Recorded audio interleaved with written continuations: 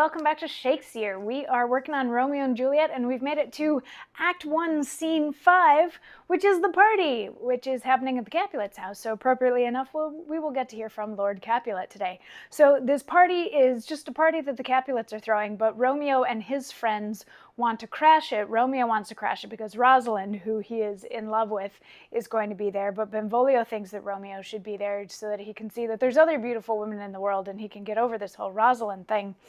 So we start out Act 1, Scene 5 with some serving people. And remember, at the end of Act 1, Scene 4, Romeo and his friends didn't actually necessarily leave the stage, or at least the stage direction just sort of says they circle around and go to another part of the stage. So they're on the way to the party. They're just about there.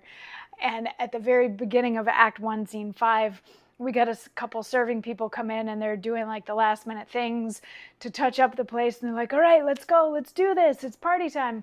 And then we get Lord Capulet say, welcome, gentlemen. Ladies that have their toes unplagued with corns will walk about with you. Ah, my mistress, mwah, which of you all will now deny to dance? She that makes dainty, she, I'll swear, hath corns. Am I come near ye now? Welcome, gentlemen. I have seen the day that I have worn a visor and could tell a whispering tale in a fair lady's ear, such as would please. 'Tis gone, 'tis gone, 'tis gone. You are welcome, gentlemen. Come, musicians, play. And then there's music and dancing. Oh, ho, give room and foot it, girls. More light, you knaves, and turn the tables up, and quench the fire. The room is grown too hot. Ah, sirrah, this unlooked-for sport comes well. Nay, sit, good cousin Capulet, for you and I are past our dancing days. How long is now since last yourself and I were in a mask?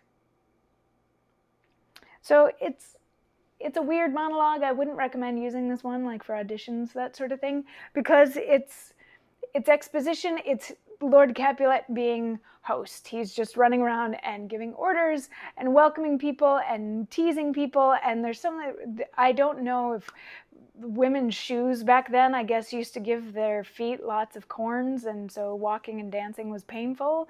So he likes to make fun of the women for potentially having corns on their feet and not wanting to dance, that kind of a thing. But he's having fun, and he's reveling in his party and welcoming his guests and playing the host. And then he's giving the orders, more light, and it's gotten too hot in here, so quench the fire. And then one of his relatives comes over and he's like, how long has it been since we've chatted, since we've had a party like this? And they determine that it's been quite some time since such a party has happened. And then the focus of the scene shifts and we see Romeo spy Juliet, at which point he completely forgets about Rosalind and falls completely in love with Juliet and determines that he's going to go and hit on her in the evening. But as he doesn't just see her, he has to like say something about her. And it's not quite long enough to be a monologue, or else we would do it here.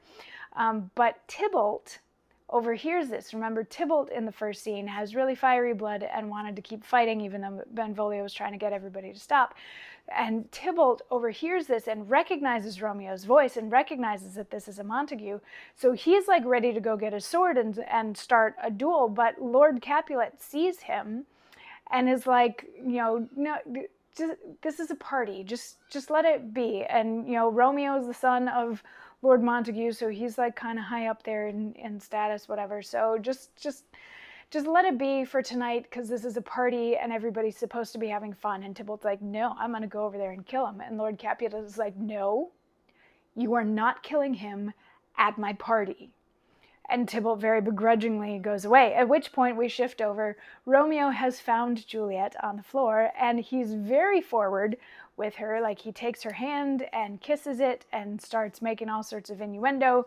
But she is very good at wordplay and plays along with him, and they end up kissing twice before they are parted, because the nurse is like, my lady, your mother needs you.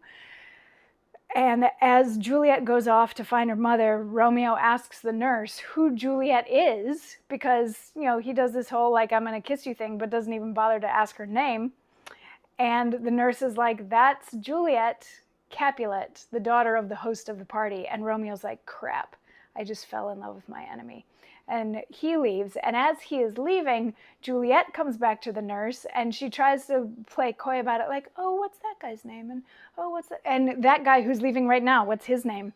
And the nurse is like, I'm not sure, let me find out. So she goes and finds out, and she comes back and she's like, that's Romeo Montague, your greatest enemy. And Juliet's like, crap, I just fell in love with my enemy. And then they break up the party because, they're all partied out. Everybody goes their own ways. Lord Capulet bids everybody a good night and suggests that everybody go home and go to bed. And that's the end of Act 1. And Act 1, Scene 5, as they exist in other versions, because there's no delineations in the folio.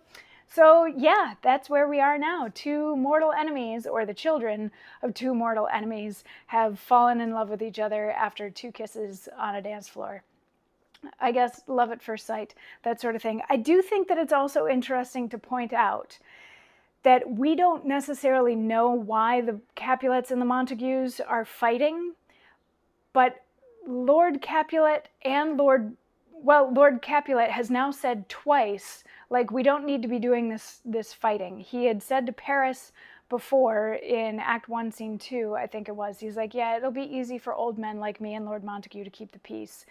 And now here he is also telling Tybalt, like, it's not worth it. Let's not have a skirmish here and now. We don't always have to be fighting with them, that kind of a thing. But it's the next generation down that wants to continue this fight and keep the fire about it. Like, Tybalt is actually really angry when he leaves that he didn't get to kill Romeo right there on the dance floor. So just sort of an interesting thing about holding grudges.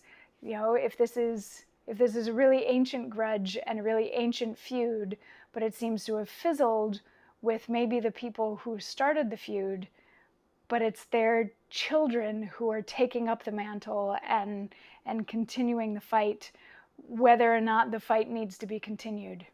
Just, I don't know, an interesting observation. Anyway, tomorrow we get the prologue to Act 2 because he decided to give a prologue to Act 2 in the folio and to none of the other acts, which is interesting. This play's so weird. I'll see you tomorrow for more.